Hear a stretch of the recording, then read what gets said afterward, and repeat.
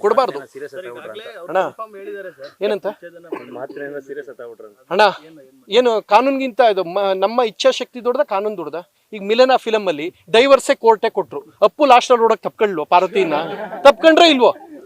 ಹೌದೋ ಇಲ್ವೋ ಹೇಳೋಣ ಅಣ್ಣ. ನಾವು ಮನ್ಸು ಮಾಡಿ ಚೆನ್ನಾಗಿ ಬದುಕಬೇಕು. ಕಾನೂನು ಏನಣ್ಣ, ಅದೊಂದು ಪ್ರೊಸೀಜರ್ ಅಷ್ಟೇ ಅಣ್ಣ. ಸರ್ ನಾವಿಬ್ರು ಕೇಳಿ ಡಿಸೈಡ್ ಮಾಡಿ ಅಣ್ಣ. ಇಬ್ರು ಈಗ 50 ವರ್ಷದಿಂದ 100 ವರ್ಷದಿಂದ ಯಾವ ವಿಚ್ಛೇದನ ಇರಲ್ಲ. ನಮ್ಮ ಅಪ್ಪ ತಾತ ಎಲ್ಲ ಚೆನ್ನಾಗಿರಲ್ವಾ ಸರ್?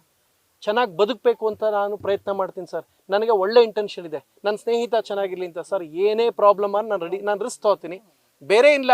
ಅವ್ರು ಮಾಡೋದೇ ಇಲ್ಲ ಅಂದರೆ ಈಗ ಹೆಂಗೆ ಗೊತ್ತಾ, ಟೀಚರ್ಸ್ ಹೇಳ್ತಾರೆ ನಾನು ಕಾಲೇಜ್ ಸ್ಟೂಡೆಂಟ್ಸ ನಾನು 100% ತೆಗಿತೀನಿ ಅಂತ. ಸ್ಟೂಡೆಂಟ್ ಅದು ಹೆಂಗೆ ತೆಗಿತೀರಾ ನೋಡ್ತೀನಿ ಸರ್. ನಾವು ಬರೀದೇ ಇದ್ರು ಅಂತ ಅನ್ಕೊಂಡ್ರೆ ಟೀಚರ್ಸಲ್ಲಿ ತೆಗಿಯೋಕೆ ನಾನು ಪ್ರಯತ್ನ ಮಾಡ್ತೀನಿ. ಧ್ರುವ ಅವ್ರನ್ನೂ ಕೇಳ್ಕೊಳ್ತೀನಿ. ಇವತ್ತು ಇದು ಮುಗಿದ ತಕ್ಷಣ ನಾನು ಬೆಂಗಳೂರಿಗೆ, ಮೈಸೂರು ಇನ್ನೊಂದು ಕಾರ್ಯಕ್ರಮ ಇದೆ, ಮುಗಿಸ್ಕೊಂಡು ಧ್ರುವ ಸರ್ಜ್ ಅವ್ರನ್ನ ರಿಕ್ವೆಸ್ಟ್ ಮಾಡ್ಕೋತೀನಿ. ಧ್ರುವ ಅವರು ಒಂದು ತಿಳ್ಕೊಳ್ಳಿ, 45 ಕೋಟಿ ರೂಪಾಯಿ ಸಿನಿಮಾ ಪೊಗರು ಸಿನಿಮಾನ ಚಂದನ್ಗೆ ಕೊಟ್ಟರು. ನಿಮಗೆ ಒಂದು ಸಣ್ಣ ಎಕ್ಸಾಂಪಲ್, ಅದ್ದೂರಿ ಬಹದ್ದೂರು ಭರ್ಜರಿ ಸೂಪರ್ ಹಿಟ್ ಅಲ್ವಾ? ಅದಾದ್ಮೇಲೆ ಹರಿಕೃಷ್ಣ ಅವ್ರಿಗೆ ತಂದು ಕೊಡ್ಬೇಕಾಯ್ತು.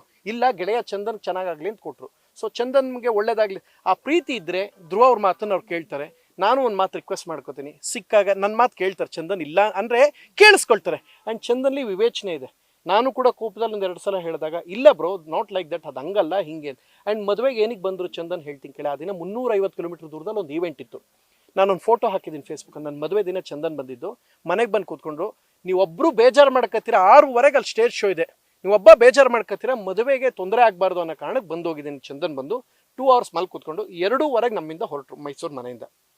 ಅದರ ಅರ್ಥ ತಾಳಿ ಬಗ್ಗೆ, ಮದುವೆ ಬಗ್ಗೆ ಆತನಿಗೆ ಒಳ್ಳೆ ಒಪಿನಿಯನ್ ಇದೆ.